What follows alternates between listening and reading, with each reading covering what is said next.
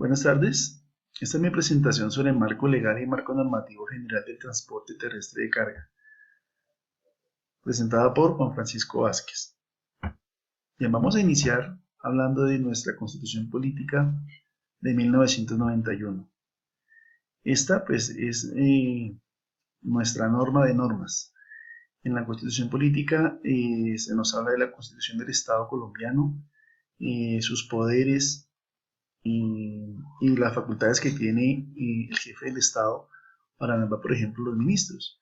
En este caso vamos a hablar del Ministerio de Transporte como la entidad que tiene la potestad para generar las normas, los decretos, las leyes que van a regular el transporte terrestre de carga. ¿Basados en qué? En algunos artículos como el 334 de la Constitución, que nos habla acerca del manejo de la economía y cómo es el Estado el encargado de regularla. Entonces, ese es un artículo que nos sirve de base para este tema. Bien, ahora vamos a hablar de la Ley 105 de 1993, por la cual se dictan disposiciones básicas sobre el transporte. Se redistribuyen competencias y recursos entre la nación y las entidades territoriales, se reglamenta la planeación en el sector transporte y se dictan otras disposiciones. Esta ley básicamente habla de la libertad de empresa y cómo todos los ciudadanos podemos, pues cumpliendo ciertos requisitos, tener una empresa, en este caso de transporte. También de la necesidad de las licencias ambientales para la construcción de vías. Entonces ahora todo constructor que hace una vía debe tener primero su licencia ambiental y ser después avalada por el municipio o el consejo del municipio por donde va a pasar la vía. También nos habla esta ley de la creación del Consejo Consultivo del Transporte, además de la reposición del parque automotor de servicio público de pasajeros y o mixto. Entonces en este artículo se habla de que la vida útil de los vehículos de transporte de pasajeros es de 20 años, por ejemplo. También nos habla esta ley de las normas sobre infraestructura de transporte y finalmente disposiciones sobre el transporte aéreo. Bien, ahora vamos a hablar de la ley 336 del 96, por la cual se adopta el Estatuto Nacional de Transporte.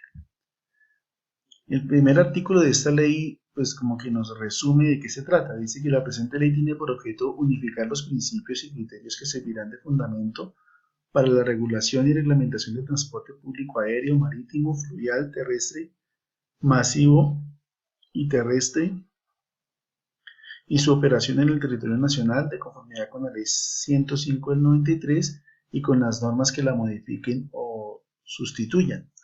Entonces, esta ley realmente lo que hace es como actualizar la ley 105 de 1993. Encontramos allí todos los decretos que derogan artículos y los decretos que hacen cumplir los nuevos. Un aspecto importante de esta ley es que se creó el Consejo Nacional de Seguridad de Transporte, CONSET, integrado por 5 miembros designados para un periodo de 2 años por el presidente de la República. La composición del Consejo deberá presentar a los distintos modos de transporte que operen en el país. Y finalmente, crea el Sistema Único de Identificación Vehicular, SWIP, como mecanismo de registro para garantizar la exactitud de la identificación de los vehículos automotores terrestres y dar seguridad a las negociaciones que se realicen sobre ellas. Estos serían como los aspectos importantes de esta ley. Ahora tenemos la ley 105 de 2006, por la cual se adiciona y modifica el Código Nacional de Tránsito Terrestre, que es la ley 769 de 2002. Entonces, este es el que conocemos como el nuevo Código Nacional de Tránsito. En este código pues se habla de todas las normas que debemos cumplir quienes tenemos un carro o lo conducimos, toda la normatividad con relación a la licencia de conducción, licencia de tránsito, en fin, todo esto y para garantizar la sostenibilidad del RUN. El RUN es el Registro Único Nacional de Tránsito, en el que debemos estar inscritos todas las personas que manejamos, que tenemos carro, moto. Debemos registrar allí también el SOAT, la revisión tecnomecánica de los vehículos. Entonces todo esto es como una gran base de datos en la que estamos todos los actores del transporte terrestre.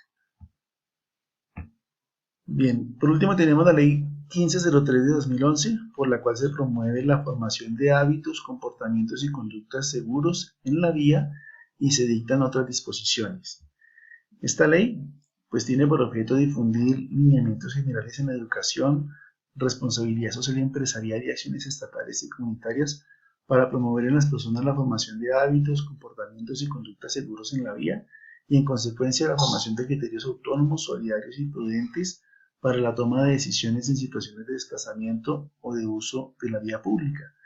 Entonces, una ley muy interesante en la que se promueve que desde los colegios tengamos educación vial, tengamos conocimiento de las normas, conozcamos los peligros que están en la vía.